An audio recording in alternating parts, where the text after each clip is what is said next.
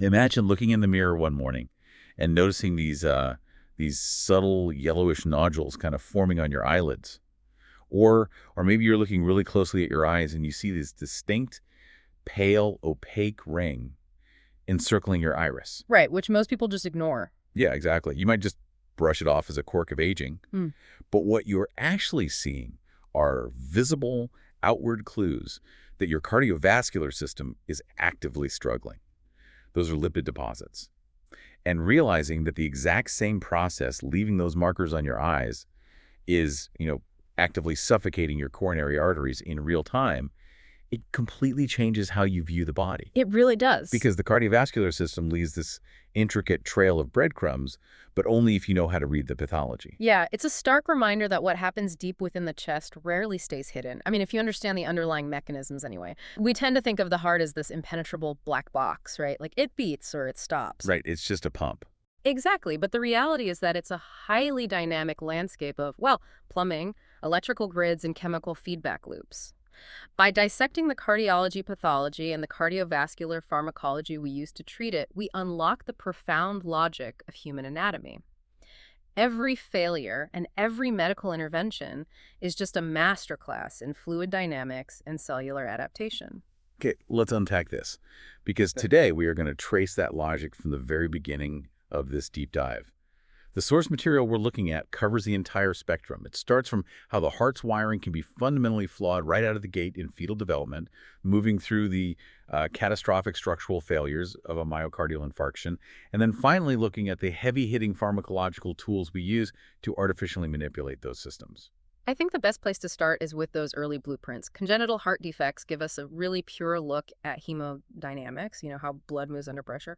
The fundamental divide in these defects is the direction of the shunt, basically right to left versus left to right. And that directional flow dictates the entire clinical picture for an infant. Right, and a right-to-left shunt is the immediate glaring emergency, right? Yeah. Because you were dealing with early cyanosis. Deoxygenated blood is completely bypassing the pulmonary circulation and just getting pumped straight out into the systemic circulation. Exactly. The clinical presentation is immediate and, frankly, severe. You see the classic bluish tint to the skin and nail beds. The sources actually group the major right-to-left shunts into the 5 Ts for easy recall. Oh, right, the 5 Ts. Yeah, truncus arteriosus, transposition of the great vessels, tricuspid atresia, tetralogy of Fallot, and TAPVR. All of these involve a profound embryological failure. Like, for instance, in truncus arteriosus, the embryonic neural crest cells simply fail to drive the formation of the aortic or pulmonary septum. Wow. So instead of a separate aorta and pulmonary trunk, the infant just has one massive shared vessel receiving blood from both ventricles. That just sounds chaotic. But the defect that really caught my attention in the notes is tetralogy of Fallot. I mean, the mechanics of it are wild. You have a ventricular septal defect, a literal hole between the ventricles, coupled with pulmonary stenosis. So the exit to the lungs is narrowed, creating this massive outflow obstruction. Yeah, and that pulmonary stenosis is the primary determinant of the infant's survival. When the infant exerts themselves, maybe they're crying or feeding, their systemic oxygen demand spikes. Right, they need more oxygen. But that narrowed pulmonary valve creates immense resistance. The right ventricle is pumping furiously, but the blood simply cannot get through to the lungs fast enough. The pressure in the right ventricle skyrockets until it actually exceeds the pressure in the left ventricle. And that's when things go wrong. Exactly. At that exact moment, the deoxygenated blood takes the path of least resistance. It shoots right across the VSD into the left ventricle and out the aorta. This sudden drop in systemic oxygenation is what we call a TET spell. And the physiological workaround for a TET spell is fascinating.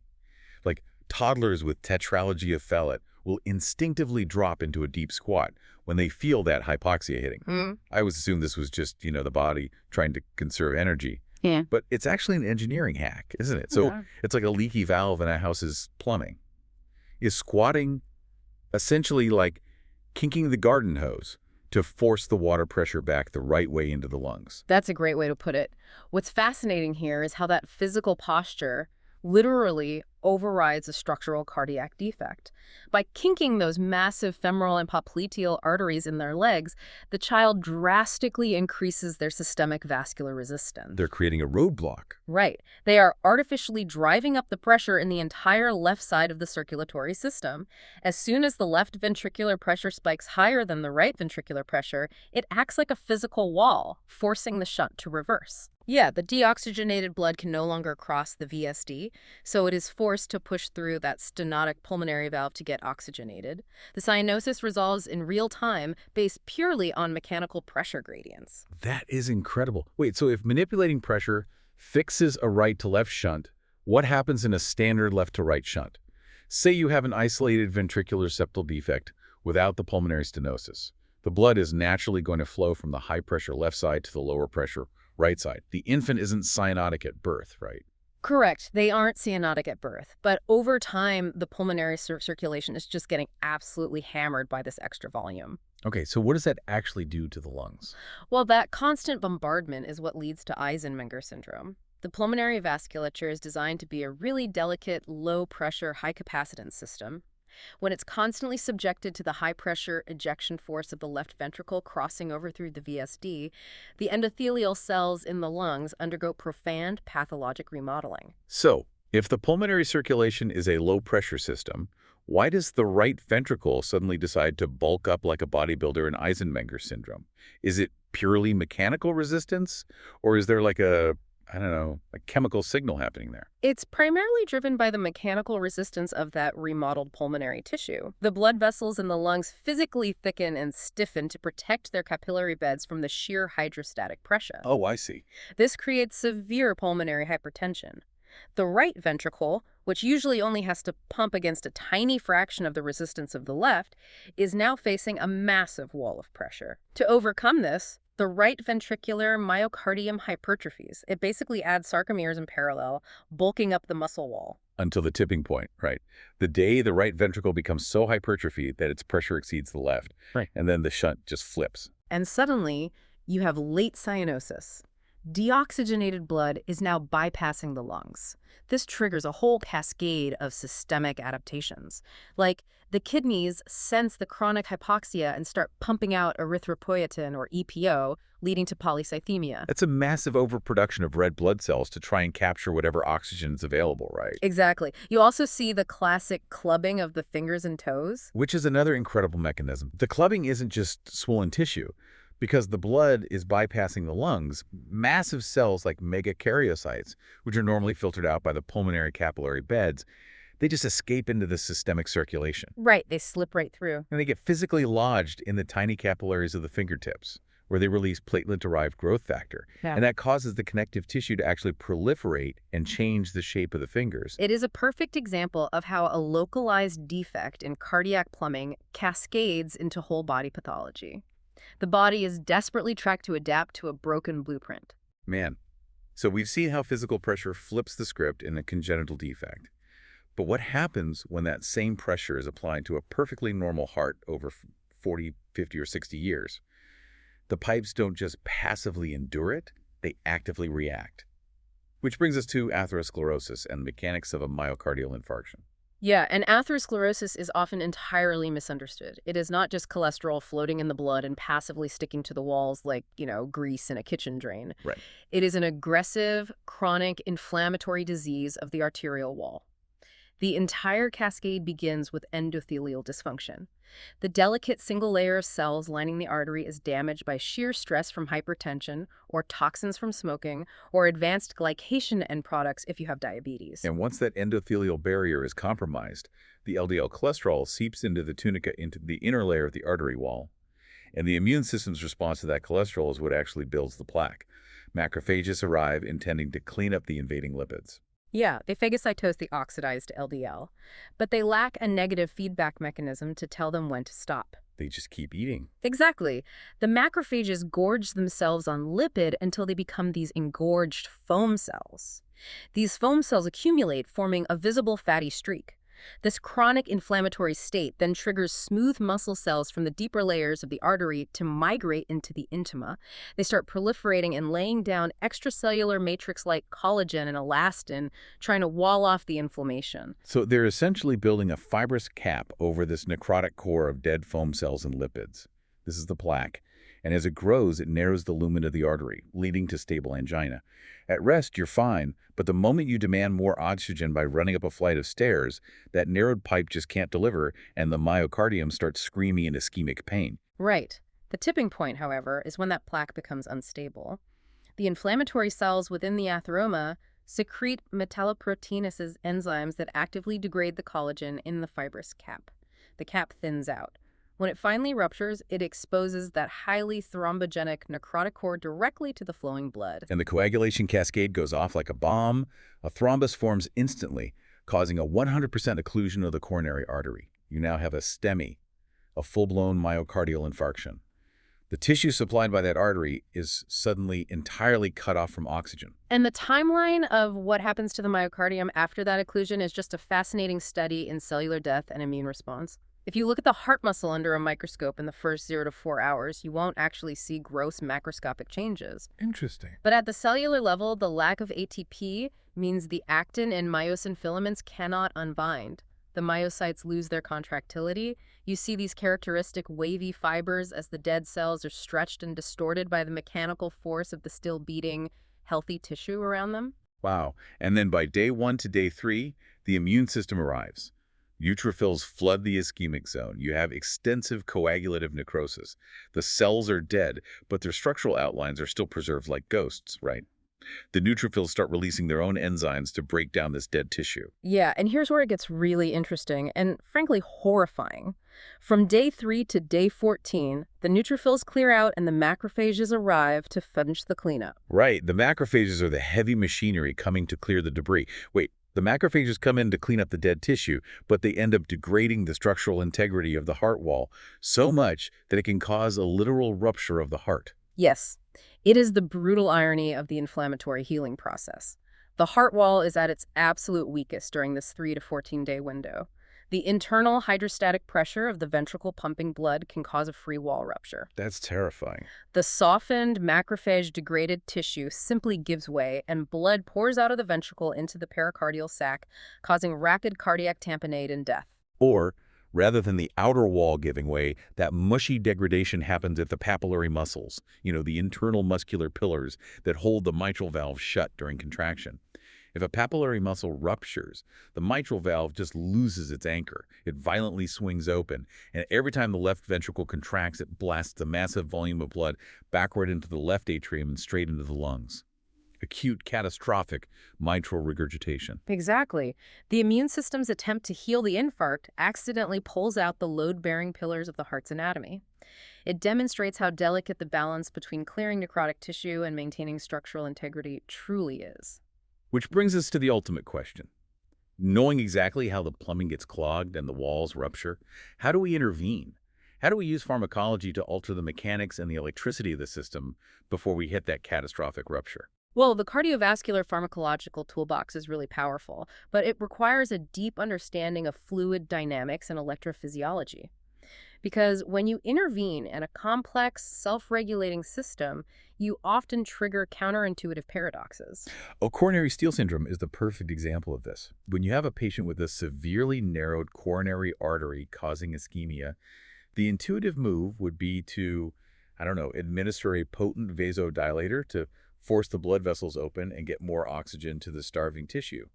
But the source material highlights that this can actually trigger the exact opposite result. You end up stealing blood away from the ischemic zone. Yeah, it comes down to the physiology of autoregulation.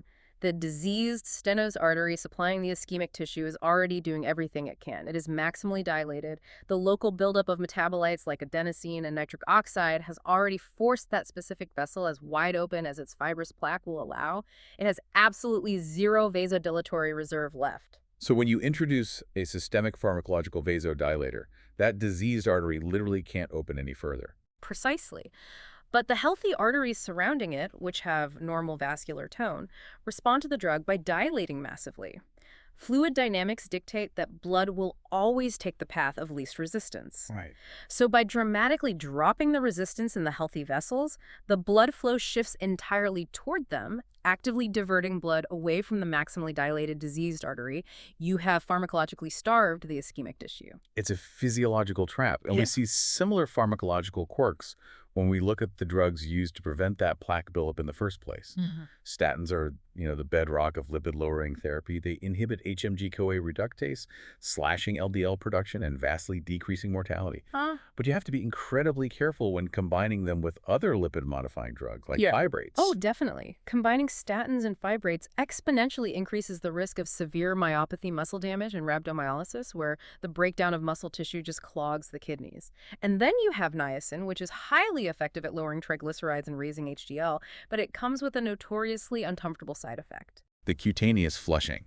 Patients take it, and within an hour, their face turns bright red, hot, and intensely itchy. I know this is a prostaglandin-mediated response, but how does that actually work? So, niacin stimulates specific receptors on immune cells in the skin, triggering a massive release of prostaglandins, particularly prostaglandin D2 and E2. These act as potent local vasodilators, rapidly expanding the capillaries in the skin of the face and upper body. Sounds miserable. It's benign, but patients hate it. The standard workaround is to administer aspirin, a cyclooxygenase inhibitor, about 30 minutes before the niacin, which blocks the synthesis of those prostaglandins and completely prevents the flush. Okay, so that handles the plumbing and the lipids. But what about the electrical grid? When the heart's rhythm gets chaotic, when you have a deadly arrhythmia, we bring in the antiarrhythmic drugs. And the side effect profiles of these drugs read like science fiction. Let's look at amiodarone. It is a class 3 antiarrhythmic heavily relied upon for dangerous ventricular tachycardias, but the molecule itself is bizarre. Yeah, amiodarone is unique because it is approximately 40% iodine by weight. Because it shares structural similarities with thyroid hormones, which also rely on iodine, it profoundly disrupts thyroid function, causing either hypothyroidism or hyperthyroidism depending on the patient. Furthermore, it is highly lipophilic. It loves fat. Which means it doesn't just stay in the bloodstream, it deposits itself in lipid-rich tissues all over the body. It causes pulmonary fibrosis, it creates microdeposits in the cornea of the eye, but the most visually striking effect is what it does to the skin. Yes, the photodermatitis. The iodine-rich drug accumulates in the macrophages of the skin. When those specific areas are exposed to ultraviolet light from the sun, it triggers a photochemical reaction. The drug is essentially oxidized, creating a heavy pigmentation that turns the patient's skin a literal blue-gray color. Unbelievable. It is essentially tattooing the skin from the inside out via a chemical reaction with sunlight. You take a pill to fix an electrical short in your heart, and you turn into a Smurf. But amiodarone isn't the only cardiac drug with visual side effects. The sources detail the classic toxicity of digoxin, an older positive inotrope used for heart failure. Digoxin works by directly inhibiting the sodium-potassium ATPase pump on the membrane of the cardiac myocyte. This leads to a buildup of intracellular sodium, which in turn slows down the sodium-calcium exchanger, ultimately leaving more calcium inside the cell to increase the force of contraction. But the toxicity causes xanthopsia, blurry, yellow-tinted vision. The sources even referred to it as the Van Gogh effect, suggesting Vincent van Gogh's yellow heavy color palette might have been influenced by digitalis toxicity. Right. It alters the electrophysiology of the photoreceptors and the optic nerve itself. But the mechanism of these drugs manipulating ion channels gets to the core of how we treat arrhythmias. I want to clarify exactly how that works. I used to think that blocking potassium or sodium channels was like putting a speed limit on the heart's electrical highway, just forcing the signals to drive slower. But it's more fundamental than that, isn't it? How does changing potassium or sodium channels actually reset an irregular heartbeat? Are these drugs basically just changing the speed limit on the heart's electrical highway? Not exactly. If we connect this to the bigger picture, the heart's electrical rhythm is entirely dependent on the precise sequence of ions, sodium, calcium, potassium, rushing across the cell membrane to create an action potential, and then pumping back out to reset.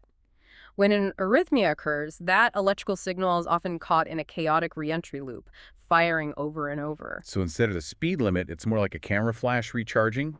The cell literally cannot fire again until the ions are fully reset. That is the exact mechanism. By using a drug like amiodarone to block the potassium channels, you delay the efflux of potassium. You are artificially prolonging phase 3 of the action potential. You are lengthening the refractory period. Okay, I see. You force the cardiac tissue to remain unresponsive for just a fraction of a millisecond longer.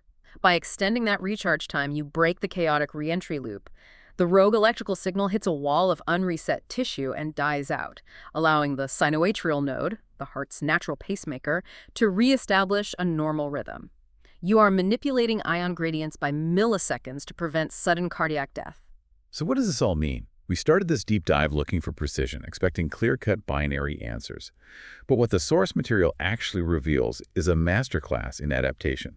Every second, your heart is balancing a delicate equation of plumbing, pressure, and electricity. Whether you are walking up a flight of stairs or just sitting here listening to this deep dive, these cellular mechanisms are quietly keeping you alive. Your body is endlessly making trade-offs to keep the engine running, compensating for broken blueprints, macrophage collateral damage, and rusting pipes. And this raises an important question about the ultimate cost of those trade-offs. Think back to the myocardial infarction. We discussed how the dead heart tissue is eventually cleared out and replaced.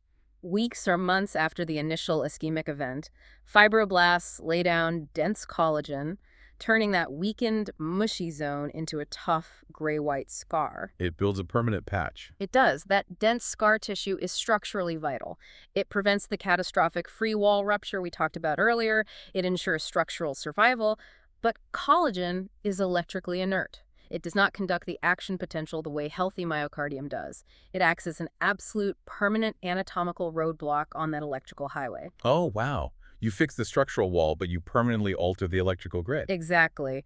Does the very scar that saves the heart from physically tearing open in the immediate aftermath of a heart attack become the exact anatomical substrate that triggers a fatal reentry arrhythmia years later?